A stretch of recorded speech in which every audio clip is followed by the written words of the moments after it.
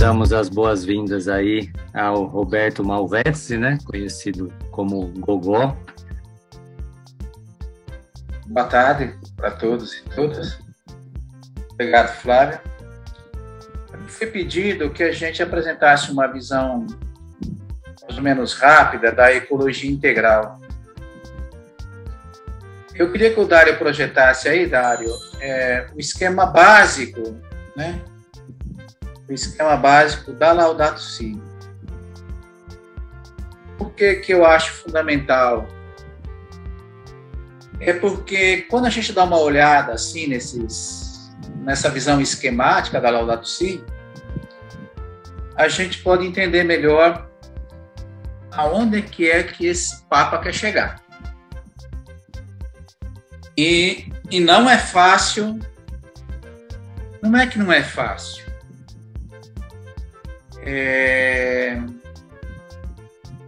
difícil de assimilar o que ele está pedindo da gente como igreja. Volte ali no começo, Dário, ali na introdução, ali, isso. A Laudato, vocês sabem, vocês estudaram, ela está dividida em 7 partes. Uma introdução, que é a motivação, e depois 6 capítulos. E a gente, para entender o que ele quer dizer com ecologia integral, a gente precisa entender o que ele está colocando lá antes, na base, para ele poder desenvolver o entendimento dele de ecologia integral. E, nesse sentido, essa motivação inicial que ele faz, quando ele propõe a fraternidade universal como o espírito, a espiritualidade que deve nos mover, e isso é baseado em São Francisco, a Fraternidade Universal de São Francisco. Mais recentemente, Charles de Foucault tentou, a sua maneira, vivenciar isso. Mas o que Francisco sonha é que a igreja fosse assim, como um todo, todos nós fôssemos assim. E é curioso porque nos 3 documentos fundamentais dele, a Laudato Si, a Evangelii Gaudium e a Fratelli Tutti, é sempre esse mesmo princípio, a fraternidade universal.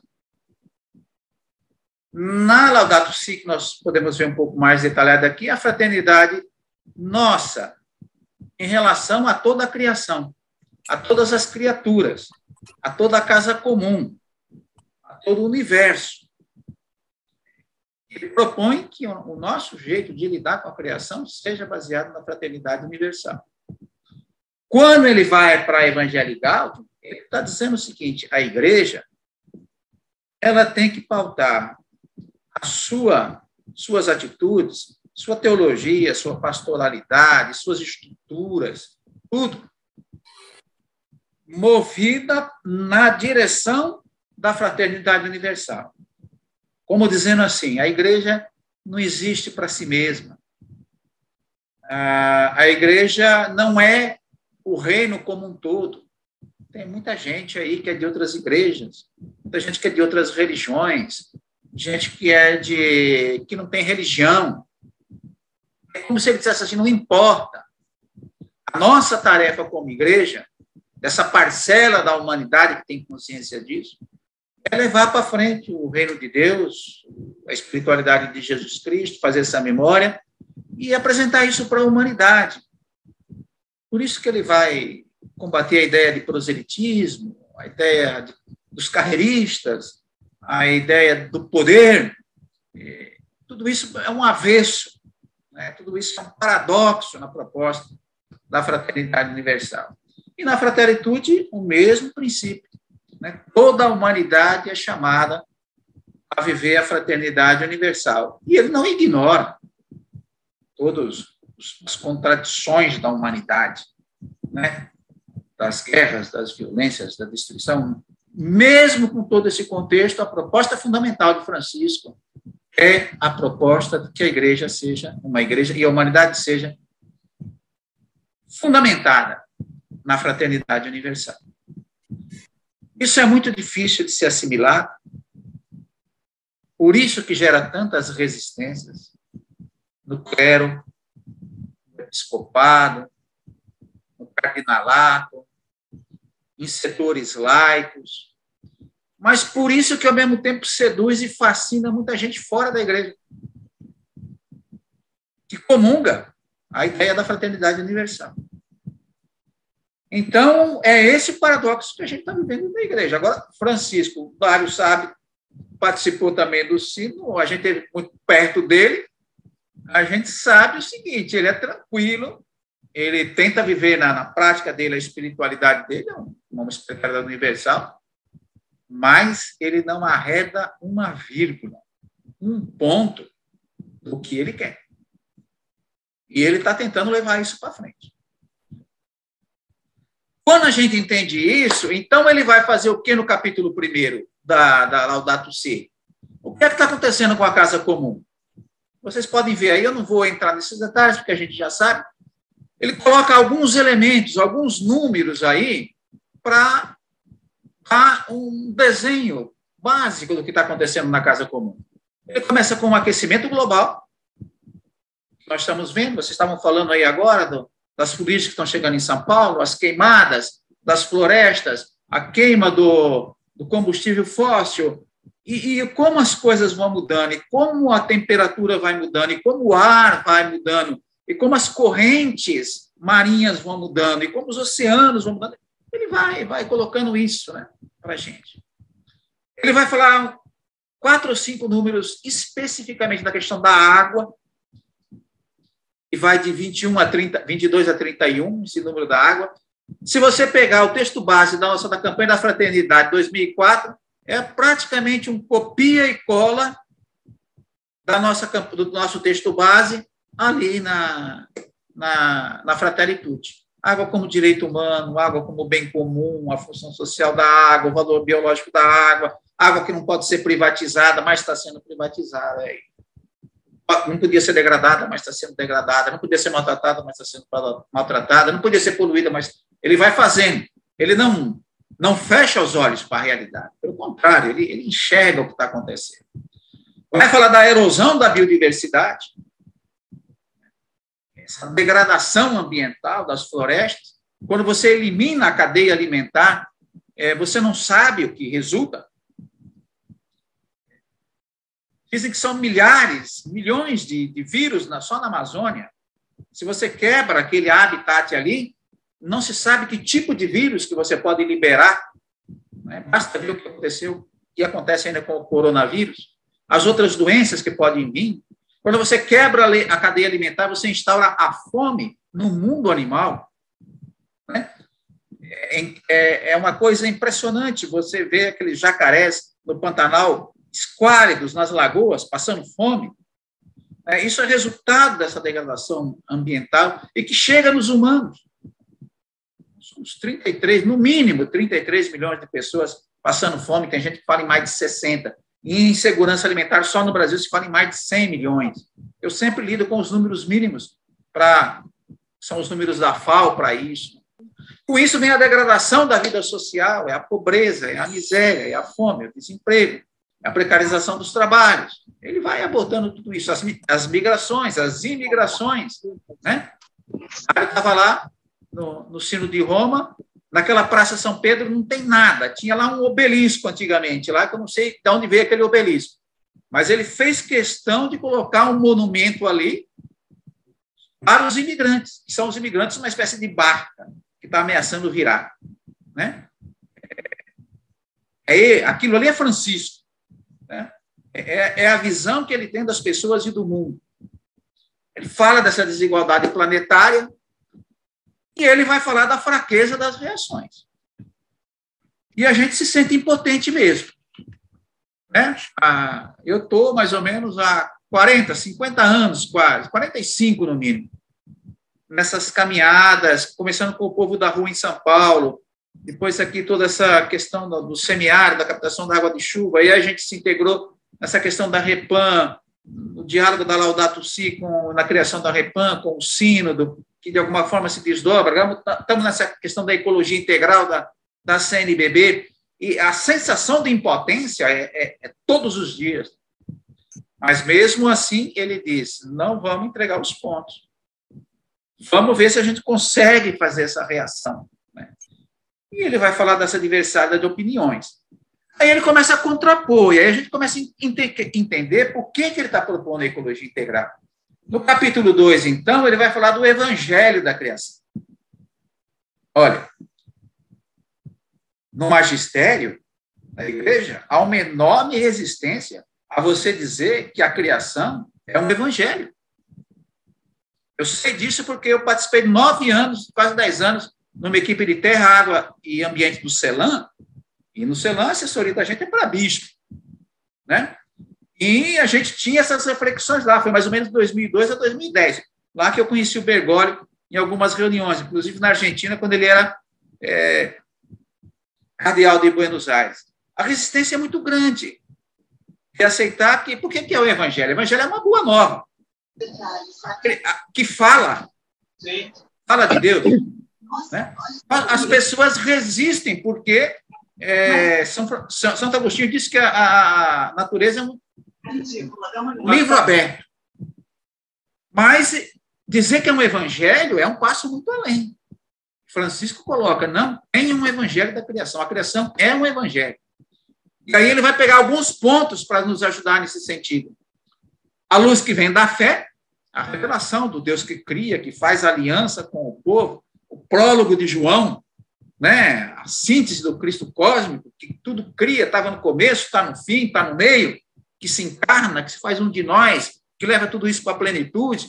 Depois, em Paulo, a mesma coisa, em Romanos, a criação também vai ser redimida. Ela também geme em dores de parto, esperando a redenção. E aí, isso dá uma outra perspectiva, porque é uma perspectiva literária de Chardin, de Duns Scoto, né? Que Deus leva tudo à plenitude. Então, para a gente chegar à ideia do paraíso, né, que nos passaram, são algumas pessoas lá, com aquele aro na cabeça, olhando assim, com uma carinha, como se diz aqui no Nordeste, olhando para Deus com uma cara meio de abestalhado, né? Não, o paraíso, na proposta bíblica, bota lá os dinossauros, o tigre-dente de sabre, o cachorro, a cobra, a vaca, nós, né? O fato da gente ser a consciência do universo, o coração do universo, seja lá o que for, que a gente queira dizer que nós humanos somos, isso não anula, não exclui as outras criaturas. E Francisco vai bater nisso. Cada criatura tem uma mensagem, as mais pequenininhas, as mais insignificantes. Nenhuma criatura esgota a imagem de Deus. Né? Em casa tem uma cachorrinha do menino, tem dia que eu fico admirando essa cachorrinha, porque é uma coisa incrível. Tem dia que eu estou sozinho aqui em casa, ela vem, senta ali no pé e fica ali, e ela brinca e tal. Eu falo, isso é uma criatura de Deus. Né? Como é que um bichinho desse não vai estar na eternidade? Tem que estar. A ressurreição é também para os animais. Agora, a igreja não diz isso não, viu? Nem Francisco. Eu é que estou dizendo isso. Aí é opinião pessoal. Mas um dia, um menino levou lá, a família levou um menino que estava chorando lá no Vaticano, e aí o Francisco perguntou para ele, você está chorando por quê? Eu estou chorando porque meu cachorro morreu. E por que meu cachorro morreu? Aí Francisco disse para ele, não se preocupe não, no céu tem lugar para muita gente, tem lugar para o seu cachorro também. O Francisco, ele tem essa conversa, mas ele sabe que ele não pode dizer isso abertamente, porque a igreja nunca definiu uma teoria, uma doutrina sobre a ressurreição dos animais. Aí ele vai falar da sabedoria que vem das narrações bíblicas, o mistério do universo, que hoje está acessível para nós, através desses telescópios, através dessas imagens do universo, das galáxias, dos planetas. A geração de 50 não conheceu isso. O primeiro bicho que saiu da Terra para dar uma volta em volta da Terra foi uma cachorra russa, Laika, que era uma cachorra de rua de Moscou. Então, eles pegaram aquela cachorra e mandaram para ver o que acontecia. Foi o primeiro bicho. Isso foi em 57. Não estamos nem há 40 anos disso. E nós já estamos aí vasculhando o universo com telescópios, um monte de gente girando no espaço, na estação espacial, em torno da gente, a chegada na Lua, a chegada em Marte, tudo isso é um processo de descoberta do universo que nós não tínhamos, e agora nós estamos tendo, aos poucos. E olha, eu sempre digo isso, e às vezes nessas reuniões com os bispos, eu digo também, não se espantem, não. Provavelmente, a gente não está sozinho no universo. Provavelmente, se tem vida inteligente por aí. Além da vida, outros, talvez muito mais desenvolvidos, muito mais avançados do que a gente. Esses tempos atrás, a Marinha dos Estados Unidos está lá, não sabe explicar aqueles objetos que saem do oceano, ficam rodeando os navios deles, mergulham no oceano outra vez. Não é deles, não é da China, não é da Rússia. A não ser que seja tão secreto que nem eles saibam de onde vem. Seria muito difícil. Então, a possibilidade da vida fora e da vida inteligente do universo é real. A gente tem que estar aberto para um processo como esse, né?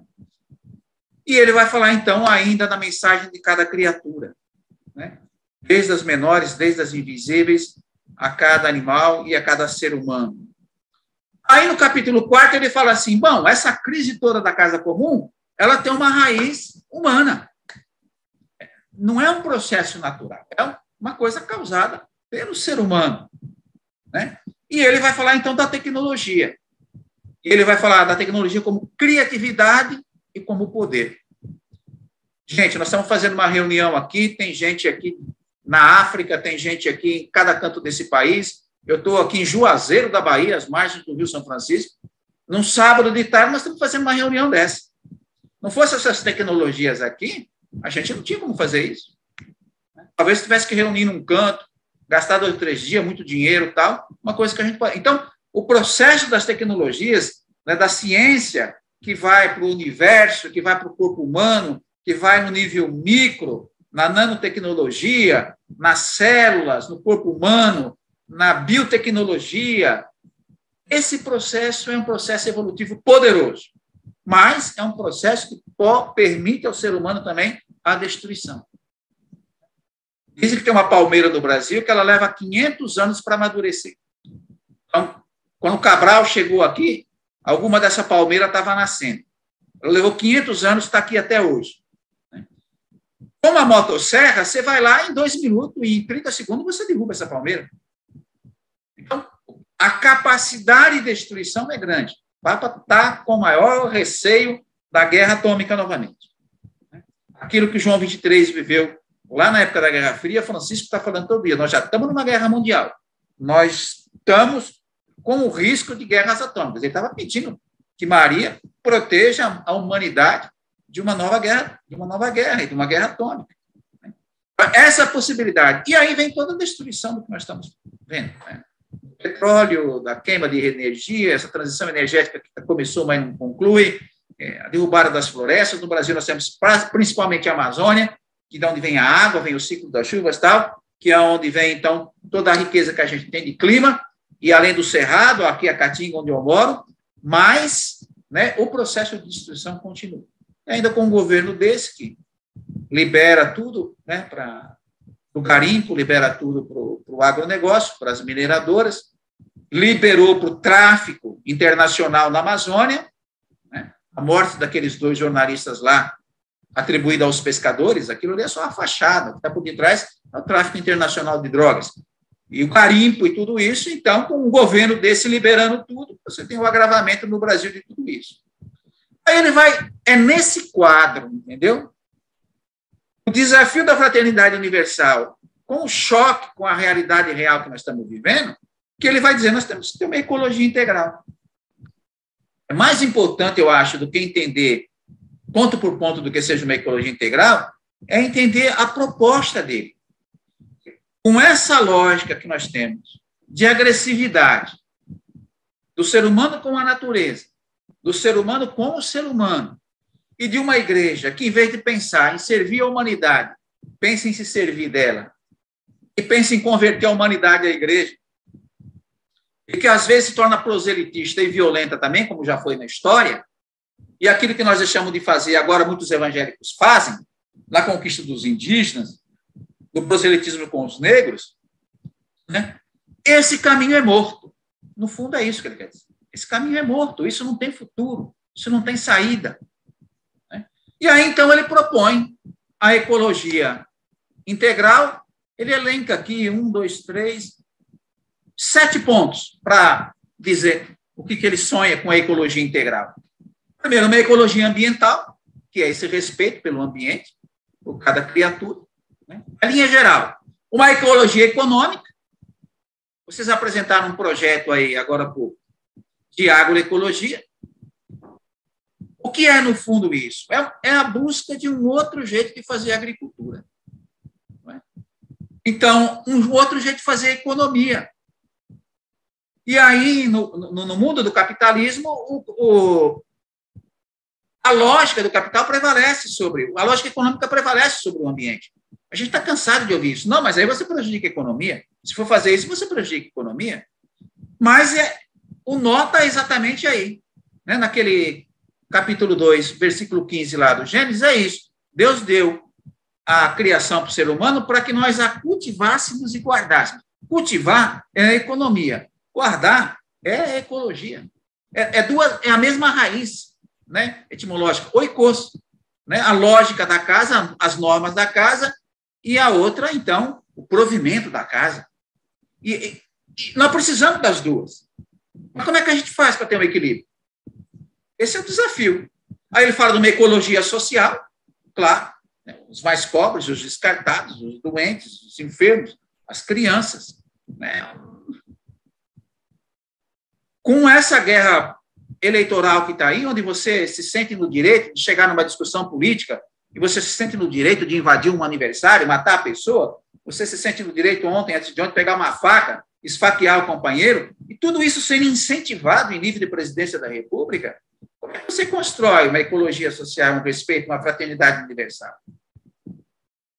Eu queria prestar atenção nessa próxima que ele fala, que é a ecologia cultural, porque aí mexe muito com a gente, com os valores que a gente cultiva.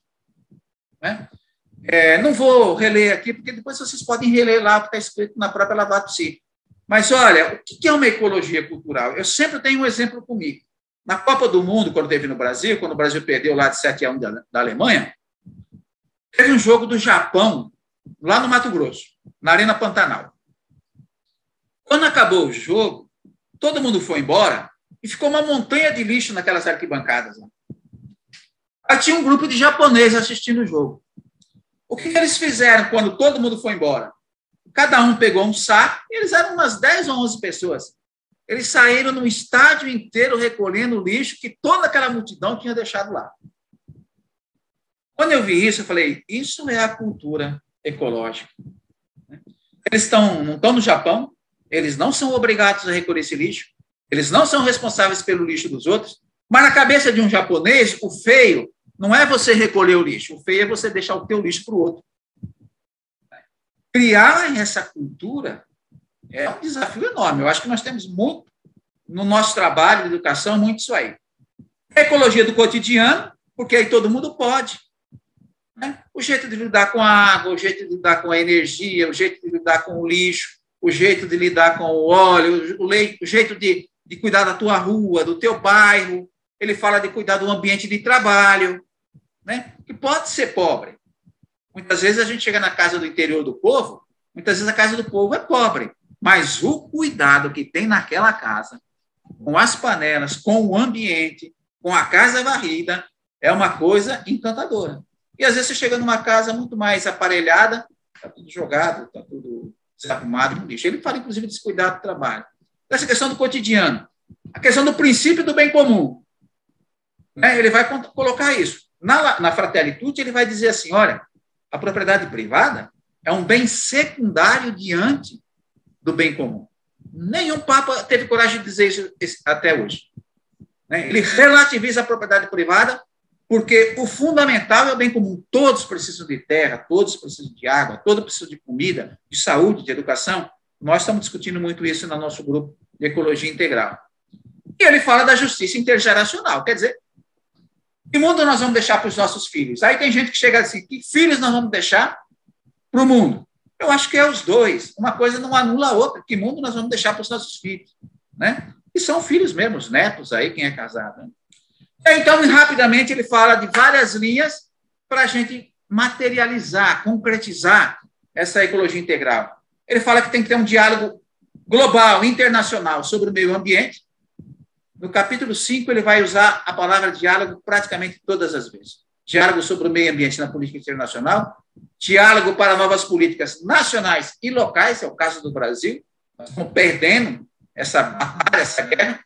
Diálogo e transparência nos processos decisórios. Quem é que decide? Não é no orçamento secreto, com dinheiro público. Isso não é transparência. Aquilo ali é uma pilhagem do dinheiro público, né? A política, a economia e a ecologia têm que dialogar. Ele sempre vai insistir no diálogo, ele nunca é impositivo. Francisco nunca é impositivo. E as religiões no diálogo com as ciências. Nós estamos atravessando uma fase de obscuridade religiosa medonha. Medonha. Né? Agora, nós lutamos aqui décadas e décadas para acabar com os currais eleitorais, e agora a gente cria os currais eclesiais. Né? É o pastor que diz quem vai votar. Mas nos movimentos católicos, alguns, é o que o padre disse, é o que o bispo disse, ou é o que o chefe do movimento disse. Entendeu? Então, a gente sai de um tipo de curral para cair em outro tipo de curral. Não, isso é um horror, isso é um atraso. A política, o povo devia decidir politicamente a busca do bem comum. Né? Então, esse diálogo, aí o diálogo da ciência agora, tanta viés religioso no negacionismo da vacina, quanta gente falando disso, não tomando a vacina, incentivando a não tomar. É uma época tremendamente obscura, de obscuridades muito grande. E o capítulo 6, número 7, eu termino aqui, então, ele fala, então, que a gente tem que desenvolver uma educação para a espiritualidade, para a ecologia integral. Ele fala educação e espiritualidades ecológicas. Pede de nós um outro estilo de vida, para quem pode mudar o estilo de vida. Educar para a aliança entre a humanidade e o ambiente. Isso devia estar na catequese, devia estar na liturgia, devia estar nas pastorais. A gente está resistindo muito a essa criação de uma pastoral da ecologia, porque a gente acha que isso é tarefa de todo mundo. Se você criar uma pastoral da ecologia, ele pode mais uma vez vão jogar para a mão de meia dúzia e os outros vão tirar o corpo fora. A maioria das pessoas inocentes. Ok? Pede a conversão ecológica e ela é tão difícil como qualquer outra conversão, porque não é fácil você mudar de comportamento, mudar o dia a dia de uma sociedade do descarte, de uma sociedade do lixo, para uma sociedade do reaproveitamento, da reciclagem, de uma economia em vida, de uma vida mais simples, de uma vida mais sóbria, tudo isso daí. Né? Mas ele nos diz que quem faz isso tem uma vida mais alegre, mais em paz, do que a vida do consumismo. Eu acredito nisso. Né? Nos desafia para um amor que também tem que ser político e civil.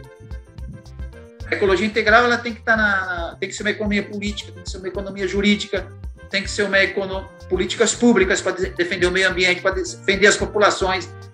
Ela tem que ter todas essas dimensões, né?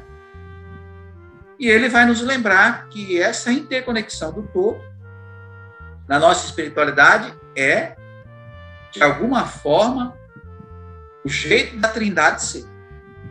Se Deus é comunhão, se Deus é relação, a criação de Deus só podia ser também comunhão e relação. É um todo interrelacionado, interconectado. Vamos falar de Maria como rainha de toda a criação e depois termina com essa frase, para além do sol. E ele então nos diz que tudo isso caminha para uma plenitude, tudo isso caminha para uma transfiguração. Eu sempre lembro de uma passagem, mas passagem no sentido bíblico, de Páscoa, né? De uma realidade que se transfigura para outra, mas nunca como a aniquilação, a deletação, a extinção daquilo que foi criado. Né? É a vida sendo levada à sua plenitude, no sentido do paraíso final.